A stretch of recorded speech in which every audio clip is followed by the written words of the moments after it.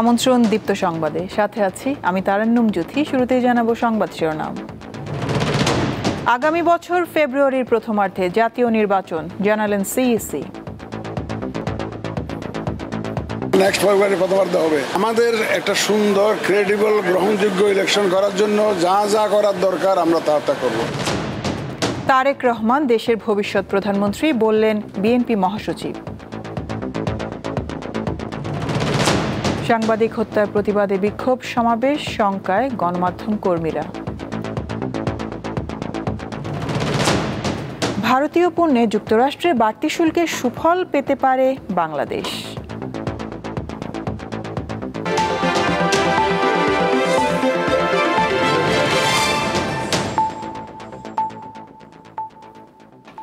আগামী বছর ফেব্রুয়ারির প্রথমার্ধে জাতীয় সংসদ নির্বাচন হবে নিশ্চিত করলেন প্রধান নির্বাচন কমিশনার এএমএম নাসির উদ্দিন। তিনি জানান, নির্বাচন সুষ্ঠু ও শান্তিপূর্ণ করতে তারা কঠোর হবেন, ছাড় দেওয়া হবে না কাউকে।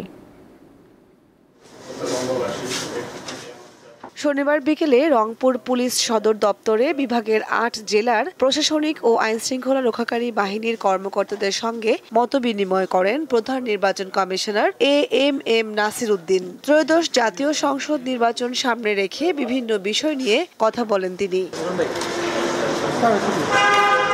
সিইসি বলেন, নির্বাচনে কাউকে বিশৃঙ্খলা করার সুযোগ দেওয়া হবে না। আমরা ইচ্ছা করলো কেউ একটা গোলমাল করলো আর ইলেকশন কনস্টিটিউয়েন্সি ক্যান্সেল করে দিলে এমন তো না। প্রপার তদন্ত হবে, যদি দেখা যায় যে আসলে ক্যান্সেল করার মতো তাইলে না হবে। তবে বিশৃঙ্খলা সৃষ্টি করার কোনো সুযোগ ইনশাল্লাহ এবার দেওয়া হবে। সাংবাদিকদের এক প্রশ্নের জবাবে জাতীয় নির্বাচন কখন হবে তা নিশ্চিত করেন তিনি। ইলেকশন তো ফেব্রুয়ারির প্রথমার্ধে হবে, ইনশাল্লাহ নেক্সট ফেব্রুয়ারি প্রথমার্ধে হবে। আমাদের একটা সুন্দর, ক্রেডিবল, গ্রহণযোগ্য ইলেকশন করার জন্য যা যা করার দরকার আমরা তা করব। সকালে রংপুর আঞ্চলিক নির্বাচন অফিসে জাতীয় সংসদ নির্বাচন বিষয়ে এক সভায় যোগ দেন প্রধান নির্বাচন কমিশনার। তিনি জানান, ভোটের সময় আইন শৃঙ্খলা পরিস্থিতির আরো উন্নতি ঘটাতে হবে। সিইসি বলেন, অবাধ সুষ্ঠু নির্বাচনের জন্য জনগণের আস্থা ফিরিয়ে আনতে হবে। মানুষ তো দেখেছে যে এখানে প্রপারলি কাজ করে নাই কেউ। এই যে একটা আস্থা ফিরিয়ে আনা, এটা একটা সবচেয়ে বড় চ্যালেঞ্জ হয়ে দাঁড়িয়েছে আমাদের জন্য। আশ্বস্ত করব যে একটা ফেয়ার ইলেকশন আমরা অ্যারেঞ্জ করব, ইকুয়াল লেভেল প্লেয়িং ফিল্ড যদি করি, সব প্লেয়ারদের জন্য যদি আমরা মাঠটা সমান করে দিতে পারি, তাহলে দেখবেন যে তারা অবশ্যই আগ্রহী হবে। কামরুন নাহার, দীপ্ত, বার্তা কক্ষ। বিএনপির ভারপ্রাপ্ত চেয়ারম্যান তারেক রহমান বলেছেন, দেশের প্রতিটি মানুষ পরিবর্তন চায়। এই লক্ষ্যে গণতন্ত্রের ভিত শক্তিশালী করে গড়ে তুলতে হবে। আজ রাজধানীতে এক অনুষ্ঠানে এই কথা বলেন তিনি। আর বিএনপি মহাসচিব মির্জা ফখরুল ইসলাম আলমগীর বলেছেন, তারেক রহমানই দেশের ভবিষ্যৎ প্রধানমন্ত্রী। দীর্ঘ ৬ বছর পর রাজধানীতে বিএনপি সমর্থক চিকিৎসকদের সংগঠন ডক্টরস অ্যাসোসিয়েশন অব বাংলাদেশ ড্যাবের কেন্দ্রীয় কার্যনির্বাহী কমিটির জাতীয় সম্মেলন আয়োজন করা হয়। দুপুরে কাকরাইল ওয়েলস লিটল ফ্লাওয়ার স্কুলে আয়োজিত সম্মেলনে ভার্চুয়ালি যোগ দেন বিএনপির ভারপ্রাপ্ত চেয়ারম্যান তারেক রহমান। সম্মেলনে কেন্দ্রীয় নেতারাও অংশ নেন। এতে বিএনপি মহাসচিব মির্জা ফখরুল ইসলাম আলমগীর বলেন, তারেক রহমানই দেশের ভবিষ্যৎ প্রধানমন্ত্রী। ভবিষ্যৎ নেতা, ভবিষ্যৎ কান্ডারি, ভবিষ্যতের আমাদের প্রধানমন্ত্রী তার দৃষ্টিতে আনতে চাই। কারণ এই যে 18 কোটি মানুষ, এই 18 কোটি মানুষের স্বাস্থ্য সেবা, এটা একটা বড় বিশাল একটা দায়িত্ব সরকারের, ভার্চুয়ালি প্রধান অতিথির বক্তব্যে দলটির ভারপ্রাপ্ত চেয়ারম্যান তারেক রহমান বলেন, ৫ আগস্টের পর দেশের সকল মানুষ পরিবর্তন প্রত্যাশা করে। জনগণের প্রত্যাশা পূরণ করতে হলে দলের মধ্যে গণতান্ত্রিক চর্চা বাড়ানোর তাগিদ দেন তিনি। সমগ্র বাংলাদেশে কিন্তু একটি পরিবর্তন প্রত্যাশিত। বাংলাদেশ জাতীয়তাবাদী দল বিএনপির সবচাইতে বেশি সম্ভাবনা দেশ পরিচালনা করার একটি নির্বাচনের মাধ্যমে অবশ্যই। সেই জন্য বিএনপির কাছে প্রত্যাশা করে বেটার কিছু, ভালো কিছু চেঞ্জ করার। গণতন্ত্রের ভিতকে ধীরে ধীরে আমাদেরকে মজবুত করে গড়ে তুলতে হবে। জনগণের সমর্থন নিয়ে সরকার গঠন করতে সকলকে নিয়ে বিএনপি ঘোষিত ৩১ দফা বাস্তবায়নের কথা জানান তারেক রহমান। জনগণের সমর্থন নিয়ে আমরা সরকার গঠনে সক্ষম হলে আমাদের আপনাদের সকলের সহযোগিতা প্রয়োজন এই 31 দফার বাস্তবায়ন এবং সেই সাথে অবশ্যই 31 দফার ভিতরে যে চিকিৎসা সংক্রান্ত যেই দফাটি আছে, চিকিৎসা ক্ষেত্রে যেই দফাটি আছে সেটিকে বাস্তবায়ন করা। নির্বাচনের মাধ্যমে জবাবদিহিমূলক গণতন্ত্র প্রতিষ্ঠার কথাও বলেন তিনি। সকল কিছু যদি তৈরি করতে হয় আমাদের। স্বস্তিকা সিংহ, দীপ্ত সংবাদ, ঢাকা। গাজীপুরে এক ব্যক্তিকে হানি ট্র্যাপে ফেলে ছিনতাইয়ের চেষ্টা করছিল একটি চক্র।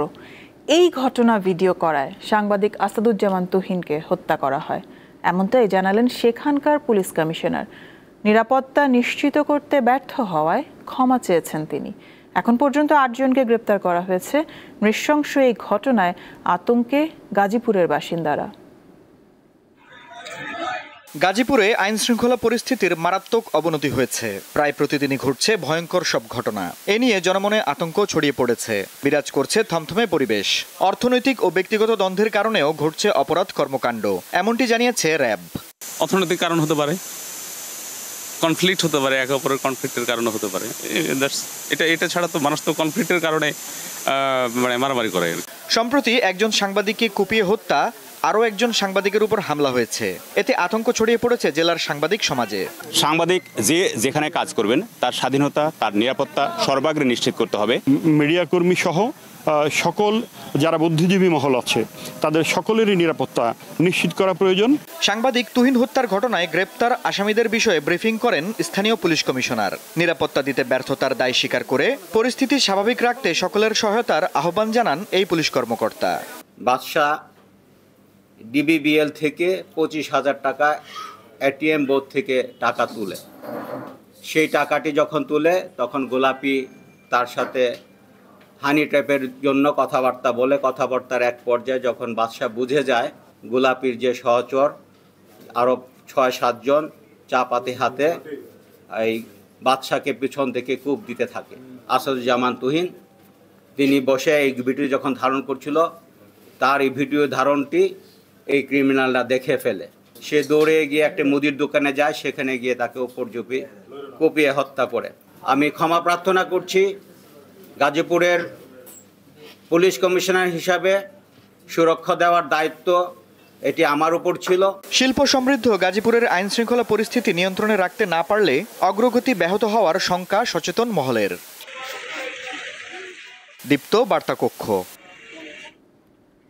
গাজীপুরের সাংবাদিক আসাদুজ্জামান তুহিন হত্যাকাণ্ডের প্রতিবাদে দেশের বিভিন্ন স্থানে মানববন্ধন ও বিক্ষোভ করেছে বিভিন্ন সংগঠন। সকালে চাঁদপুর প্রেস ক্লাবের উদ্যোগে মানববন্ধন হয়। এতে চাঁদপুর টেলিভিশন সাংবাদিক forum, Chandpur photo journalist association, Chandpur সাংবাদিক সমিতির সদস্যরা অংশ নেন। বক্তারা সাংবাদিক তুহিন হত্যার সাথে জড়িতদের দৃষ্টান্তমূলক শাস্তির দাবি জানান। বরগুনায় মানববন্ধন করেছে স্থানীয় সাংবাদিকরা। তারা অবিলম্বে খুনিদের দ্রুত বিচারের দাবি জানান। মাগুরায় মানববন্ধনে সাংবাদিক হত্যার প্রতিবাদ জানিয়ে অপরাধীদের দৃষ্টান্তমূলক শাস্তি দাবি জানান গণমাধ্যম কর্মীরা।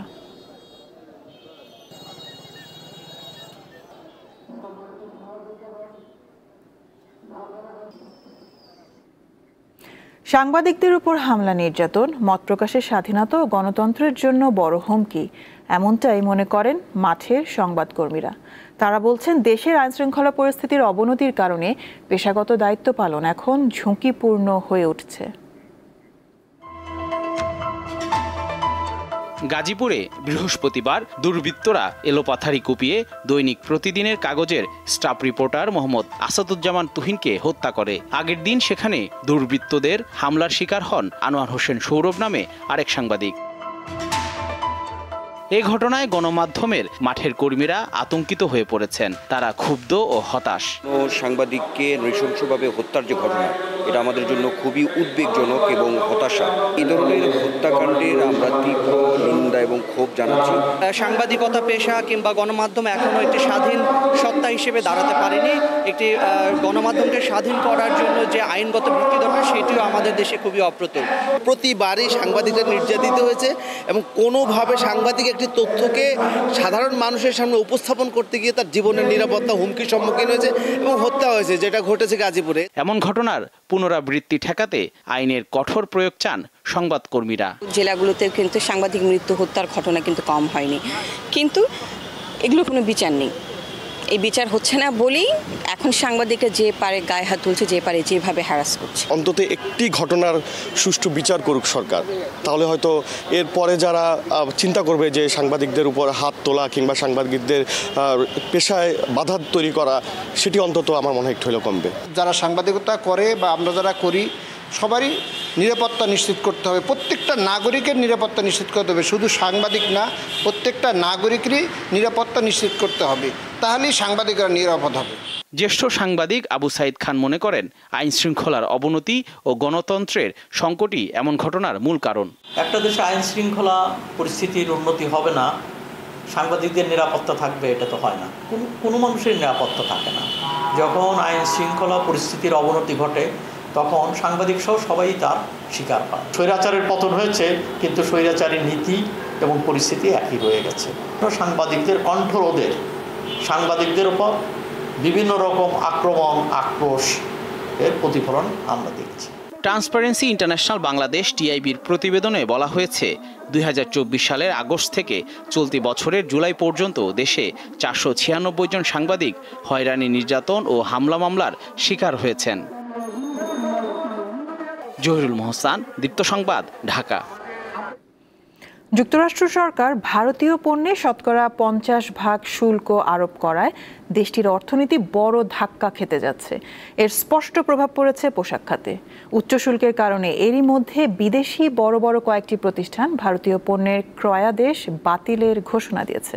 অর্থনীতিবিদরা বলছেন এর সুফল পেতে পারে বাংলাদেশ। 2 সপ্তাহ আগেও ভারতের ব্যবসায়ীরা ভেবেছিলেন যুক্তরাষ্ট্র পাল্টা শুল্ক বসালে সেই সুযোগে মার্কিন বাজারে পোশাক রফতানি বাড়াতে পারবেন তারা। কারণ হিসেবে তারা ধরে নিয়েছিলেন বাংলাদেশ, কম্বোডিয়া ও ইন্দোনেশিয়ার পণ্যের উপর বেশি শুল্ক বসবে আর ভারতের পণ্যের উপর শুল্ক কম থাকবে। কিন্তু সবকিছু উল্টে পাল্টে গেছে। গত 31 জুলাই কম্বোডিয়া ও ইন্দোনেশিয়ার পণ্যে 19% এবং বাংলাদেশি পণ্যের উপর 20% পাল্টা শুল্ক আরোপ করলেও ভারতীয় পণ্যে 25% পাল্টা শুল্ক বসায় মার্কিন প্রশাসন। আর রাশিয়া থেকে জ্বালানি তেল কেনায় জরিমানা হিসেবে গত বুধবার ভারতীয় পণ্যে অতিরিক্ত 25% শুল্ক আরোপ করেন প্রেসিডেন্ট ট্রাম্প। ভারতের উপরে প্রায় 60% মতো আর কি যেটা হবে, তো সেটা বাংলাদেশের জন্য একটা বড় আশীর্বাদ হিসেবে দাঁড়াবে। তো সেটা মূলত বাংলাদেশের নতুন কিছু বিনিয়োগ নিয়ে আসতে, বিশেষ করে যে ভারতের কিছু বিনিয়োগ নিয়ে আসতে সেটা সহায়তা করবে এবং পাশাপাশি বায়াররাও নতুন করে অর্ডার দেবেন বাংলাদেশে। তার কারণ এখন ভারতের কাছ থেকে আসলে বায়ারদের পণ্য কেনাটা কিন্তু খুব বোকামি হবে এবং এটা তারা বুঝতে পারছেন। এই মুহূর্তে ওয়ালমার্ট কিন্তু তাদের অর্ডার ক্যান্সেল করেছেন, ভারতের যেগুলো অর্ডার ছিল। এদিকে ভারতীয় পণ্য উচ্চ শুল্ক আরোপের কারণে বাংলাদেশের কিছু পণ্যের রফতানি বৃদ্ধির সুযোগ দেখা দিয়েছে। অর্থনীতিবিদরা বলছেন উচ্চ শুল্ক কার্যকর হওয়ার পর ভারতীয় রফতানিকারকেরা বেশ কিছু পণ্যের প্রতিযোগিতা সক্ষমতা হারাবেন। তো এখন আমাদের উচিত হবে এরকম যে বাংলাদেশের যে সমস্ত ফরেন মিশনগুলো আছে, বিশেষ করে যারা আসলে মার্কিন যুক্তরাষ্ট্রে কাজ করছেন, তো তারা যেন আসলে এখন অ্যাক্টিভ হন। তার কারণ যে প্রাইভেট সেক্টর তারা তো অ্যাক্টিভ আছে, তারা কিন্তু নেগোসিয়েশন শুরু করেছে। কিন্তু 2019-এর সময় আমরা দেখেছিলাম যে অনেক অর্ডার বাংলাদেশে আসছিল, কিন্তু সেই অর্ডার বাংলাদেশ নেয়নি। সেই অর্ডারে অনেকগুলো চলে গেছে আমাদের পার্শ্ববর্তী দেশগুলোতে। এখন যেন বাংলাদেশ এই ভুলটা না করে। 2024-25 অর্থ বছরে যুক্তরাষ্ট্রে $540 কোটি তৈরি পোশাক রফতানি করেছে ভারত। নতুন পাল্টা শুল্ক কার্যকর হলে ভারত থেকে তৈরি পোশাক রফতানিতে গড় শুল্ক 60% ছাড়িয়ে যাবে। যুক্তরাষ্ট্রের বাজারে বাংলাদেশ তৃতীয় শীর্ষ তৈরি পোশাক রফতানিকারক। বাংলাদেশি পণ্যে শুল্ক আরোপের পর সেটি এখন বেড়ে হবে 36.5%। রুবায়েত হাসান, দীপ্ত সংবাদ, ঢাকা। আনিসুল ইসলাম মাহমুদকে চেয়ারম্যান এবং রুহুল আমিন হাওলাদারকে মহাসচিব করে যাত্রা শুরু করেছে জাতীয় পার্টির একাংশ। এতে কাজী ফিরোজ রশিদকে সিনিয়র কো চেয়ারম্যান এবং মুজিবুল হক চুন্নুকে নির্বাহী চেয়ারম্যান করা হয়। আজ রাজধানীতে কাউন্সিলের মাধ্যমে এই কমিটি ঘোষণা করে দলটি। এ সময় গত কয়েকটি নির্বাচনে অংশ নেওয়ায় জাতির কাছে ক্ষমা চেয়েছে দলটি। রাজধানীর গুলশানে একটি কমিউনিটি সেন্টারে শনিবার 10ম জাতীয় কাউন্সিলের আয়োজন করে জাতীয় পার্টির একাংশ। এই অংশের মূল নেতাদের দল থেকে বহিষ্কার করেছেন চেয়ারম্যান জিএম কাদের। বহিষ্কৃত নেতাদের নিয়ে জাতীয় পার্টির এই কাউন্সিলে আনিসুল ইসলাম মাহমুদকে চেয়ারম্যান এবং রুহুল আমিন হাওলাদারকে মহাসচিব করা হয়। রাত যতই গভীর হয়, প্রভাত সূর্যের অরুণোদয়ের ক্ষণ ততই নিকটবর্তী হয়। এর আগে অনুষ্ঠানে দলটির নেতারা জিএম কাদেরের রাজনৈতিক কর্মকাণ্ডের সমালোচনা করেন। বলেন, দেশে সুষ্ঠু নির্বাচনের পরিবেশ তৈরি হয়নি। আমরা লক্ষ্য করেছি যে পার্টি থেমে যাচ্ছে, পার্টি টুকরো টুকরো হচ্ছে, পার্টির মধ্যে অনৈক্য হচ্ছে এবং যারা মূল দায়িত্বে তারা সেই দায়িত্ব পালন করতে ব্যর্থ হয়েছে। 30 জুলাই আদালতের আদেশে আমাদের দলের চেয়ারম্যানের একগুঁয়েমি, গণতন্ত্রের বিরোধী কার্যকলাপ, স্বৈরতান্ত্রিক মনোভাবের কারণে আদালতের সাময়িক নিষেধাজ্ঞা জারি হয় তার উপর। আগামী ফেব্রুয়ারির মধ্যে নির্বাচন হবে, আমি তো কোনো লেভেল প্লেইং ফিল্ড দেখি না। এখন যদি নির্বাচন হয়, আগের যে নির্বাচন হয়েছে সেই নির্বাচন দিনের ভোট রাতে যদি হয়ে থাকে তাহলে এবার তো দিনের ভোট দিনই হবে, কিন্তু তার আগে কিন্তু বিজয় মিছিল হয়ে যাবে। সভাপতির বক্তব্যে আনিসুল ইসলাম মাহমুদ দলের অতীত কর্মকাণ্ডের জন্য ক্ষমা চান। নিয়ম ছিল, যে আইন ছিল, বিশ্বের স্বীকৃত একটা সরকার, সে নির্বাচন।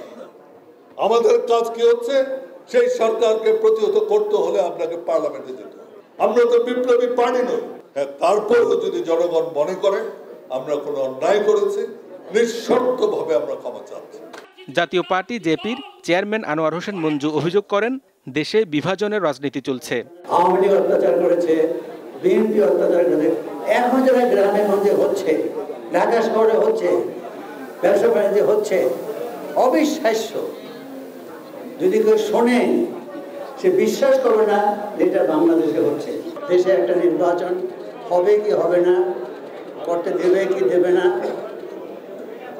এই দোদুল্যমান অবস্থার ভিতরে আমরা বসবাস করছি। চলতি বছরের 7 জুলাই আনিসুল ইসলাম মাহমুদ, এবিএম রুহুল আমিন হাওলাদার, মুজিবুল হক চুন্নু ও কাজী ফিরোজ রশিদ সহ 10 জন জ্যেষ্ঠ নেতাকে বহিষ্কার করেন চেয়ারম্যান জিএম কাদের। 31 জুলাই জিএম কাদেরের সাংগঠনিক কর্মকাণ্ডের উপর নিষেধাজ্ঞা দেয় ঢাকার একটি আদালত। হেদায়েতুল্লাহ সীমান্ত, দীপ্ত সংবাদ, ঢাকা। আদিবাসী, উপজাতি, ক্ষুদ্র নৃগোষ্ঠী বা বাঙালি পরিচয়ের ঊর্ধ্বে উঠে পার্বত্য অঞ্চলের সামগ্রিক উন্নয়নে গুরুত্ব দেওয়া উচিত। আজ ঢাকায় এক আলোচনা সভায় কথা বলেন বক্তারা। এতে বিএনপির স্থায়ী কমিটির সদস্য সালাউদ্দিন আহমেদ বলেন, পার্বত্য চট্টগ্রাম নিয়ে ষড়যন্ত্রের ব্যাপারে সবাইকে সতর্ক থাকতে হবে। শনিবার আদিবাসী দিবস উপলক্ষে রাজধানীর সিরডাপ মিলনায়তনে বাংলাদেশের প্রেক্ষাপটে আদিবাসী, ক্ষুদ্র নৃগোষ্ঠী প্রসঙ্গ ও জাতীয় নিরাপত্তা ভাবনা শিরোনামে এই আলোচনার আয়োজন করা হয়। এতে ক্ষুদ্র নৃগোষ্ঠীর প্রতিনিধিরা বলেন, উপজাতি বা আদিবাসী বিতর্ক পেছনে ফেলে পিছিয়ে পড়া জনগোষ্ঠীকে এগিয়ে নিতে হবে। দাবিটা ছিল আমরা কিভাবে আমাদের এই যে পিছিয়ে পড়া জনগোষ্ঠীকে আমরা কিভাবে অ্যাডভান্স করে আনা যায়। 80% মানুষ কখনো আদিবাসী কিনা, উপজাতি কিনা, জুম্মলাইন কিনা এই বিতর্কে কখনো মাথা ব্যথা করে না। ওরা চিন্তা করে আমি কিভাবে 3 বেলা দুমুঠো খেয়ে আমি বাঁচতে পারি। পার্বত্য চট্টগ্রামে বাঙালিরা বৈষম্যের শিকার উল্লেখ করে কেউ কেউ বলেন, আদিবাসী নয়, সবার পরিচয় হওয়া উচিত বাংলাদেশে। ওরা এখানে এসে বসবাস করতে পারবে, আমরা সেখানে কোনো জমি ক্রয় করতে পারবো না, এটা উইথড্র করতে হবে। প্রায় 10 লক্ষ বাঙালির মধ্যে এই বাঙালির প্রতিনিধিত্ব করার জন্য একজন সাংসদকে যদি আপনারা খুঁজে না পান, তাহলে এই আদিমতম অধিবাসীদের স্বার্থ সংরক্ষিত হবে কিভাবে? সামরিক বাহিনী মোতায়েন করে পাহাড়ের সংকট মোকাবেলা বাস্তবসম্মত নয়। বিচ্ছিন্নতাবাদী তৎপরতা দূর করতে সুষম উন্নয়ন দরকার বলে মত দেন বক্তারা। বাঙালি সহ 14টি জনগোষ্ঠীর সমভাবে উন্নয়ন হয়নি। চাকমাদের মধ্যে শিক্ষিতের হার যেখানে 76%, সেখানে পার্বত্য চট্টগ্রামের বাঙালির শিক্ষিতের হার মাত্র 23% এবং উপজাতীয়দের গড় শিক্ষার হার 44%। কোনো রাজনীতিবিদ চিন্তা করেছেন, কোনো গবেষক চিন্তা করেছেন, কোনো সামরিক কর্মকর্তা জিজ্ঞেস করেছেন? একটা রিসার্চ সেল দরকার। এখানে রাজনীতিবিদ আছেন যারা ক্ষমতায় আসবেন, একটা রিসার্চ সেল করবেন, প্রকৃত গবেষকদের সেখানে নিয়োগ দিবেন এবং তারা গবেষণা করে কিছু ফাইন্ডিংস বের করবে। পার্বত্য চট্টগ্রাম নিয়ে বৈশ্বিক শক্তির ষড়যন্ত্রের আশঙ্কা করেন বিএনপির স্থায়ী কমিটির এই নেতা। জাতীয় এবং আন্তর্জাতিক যে কোনো এরকম পরিকল্পনা যাতে আমাদের ভূখণ্ডকে নিয়ে সফল হতে না পারে, সেজন্য আমাদের দেশের সশস্ত্র বাহিনী, নিরাপত্তা বাহিনী, বুদ্ধিজীবী মহল যারা এই বিষয়ে গবেষণা করেন এবং এই বিষয়ে যারা চর্চা করেন এবং এই লাইনে যারা সাংবাদিকতা করেন, সবাইকে সমন্বিতভাবে প্রচেষ্টা রাখতে হবে। একটি বৈষম্যহীন রাষ্ট্র নিশ্চিতে সবাইকে ঐক্যবদ্ধ থাকার আহ্বান জানান তিনি। শিউলি শবনম, দীপ্ত সংবাদ, ঢাকা। দীর্ঘ ৩৫ বছরের বৈরিতা ভুলে শান্তি চুক্তি সই করল আর্মেনিয়া ও আজারবাইজান। স্থানীয় সময় শুক্রবার যুক্তরাষ্ট্রের প্রেসিডেন্ট ডোনাল্ড ট্রাম্পের মধ্যস্থতায় হোয়াইট হাউসে এই চুক্তি হয়। এটিকে ঐতিহাসিক সাফল্য আখ্যা দিয়ে ট্রাম্প বলেন, দীর্ঘ লড়াইয়ের পর আর্মেনিয়া ও আজারবাইজান এখন বন্ধু এবং দীর্ঘ সময় বন্ধু হয়েই থাকবে। চুক্তিতে ভূমিকা রাখায় ট্রাম্পকে শান্তিতে নোবেল পুরস্কারের জন্য মনোনীত করার আহ্বান জানিয়েছেন আজারবাইজানের প্রেসিডেন্ট ইলহাম আলিয়েভ ও আর্মেনিয়ার প্রধানমন্ত্রী নিকোল পাশিনিয়ান। 15 আগস্ট রুশ প্রেসিডেন্ট ভ্লাদিমির পুতিনের সাথে সাক্ষাতের কথা জানিয়েছেন যুক্তরাষ্ট্রের প্রেসিডেন্ট ডোনাল্ড ট্রাম্প। শুক্রবার সামাজিক যোগাযোগ মাধ্যমে ট্রাম্প জানান, ইউক্রেন যুদ্ধ অবসানের লক্ষ্যে যুক্তরাষ্ট্রের আলাস্কায় বহুল প্রতীক্ষিত এই বৈঠক হবে। ক্রেমলিনের এক মুখপাত্র এটি নিশ্চিত করেন। এর আগে একই দিন হোয়াইট হাউসে সাংবাদিকদের ট্রাম্প জানান, ইউক্রেন ও রাশিয়া যুদ্ধবিরতি চুক্তি সইয়ের খুব কাছাকাছি পৌঁছে গেছে। খেলার খবর। অনূর্ধ্ব-19 ত্রিদেশীয় ক্রিকেট সিরিজের ফাইনালে কাল বাংলাদেশের প্রতিপক্ষ দক্ষিণ আফ্রিকা। খেলা শুরু হবে বাংলাদেশ সময় দুপুর 1:15টায়। গ্রুপ পর্বের শেষ ম্যাচে স্বাগতিক জিম্বাবুয়েকে 160 রানে হারিয়েছে যুব টাইগাররা। হারারেতে টসে হেরে প্রথমে ব্যাট করতে নেমে 6 উইকেটে 284 রান করে বাংলাদেশ। হাফ সেঞ্চুরি তুলে নেন ওপেনার রিফাত। 78 বলে 10, 4 ও 1 ছক্কায় 77 রান করেন তিনি। পরে রান তাড়া করতে নামা জিম্বাবুয়েকে 35 ওভারে 124 রানে গুটিয়ে দেন অতিথি বোলাররা। বাংলাদেশের হয়ে 3টি করে উইকেট নেন আজিজুল ও রিজান। বাংলাদেশ ক্রিকেট বোর্ডের টার্ফ ম্যানেজমেন্ট উইং এর প্রধান হিসেবে যোগ দিতে আজ ভোরে ঢাকায় এসেছেন বিসিবির সাবেক পিচ কিউরেটর টনি হেমিং। দেশের সব আন্তর্জাতিক ভেন্যু দেখভালের দায়িত্ব থাকবে তার কাঁধে। এছাড়া বিসিবির অন্য কিউরেটরদের প্রশিক্ষণ দেবেন তিনি। এর আগে 2023 সালে বিসিবিতে যোগ দেন অস্ট্রেলিয়ান এই কিউরেটর। এর সাথে শেষ করব দীপ্ত সংবাদ শিরোনামগুলো জানাবো আরো একবার। আগামী বছর ফেব্রুয়ারির প্রথমার্ধে জাতীয় নির্বাচন জানালেন সিইসি।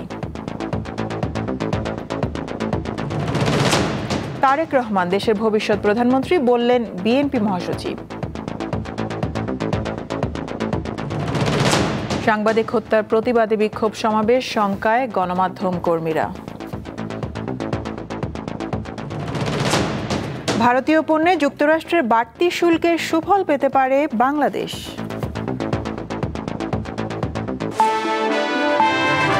এ ছিল এখনকার মতন। আমি তারান্নুম জুথি বিদায় নিচ্ছি। দর্শক, আরো তথ্য বিনোদনের সংবাদ জানতে যুক্ত থাকুন দীপ্ত টিভির ডিজিটাল প্ল্যাটফর্মগুলোতে। এতক্ষণ সাথে থাকার জন্য ধন্যবাদ সবাইকে।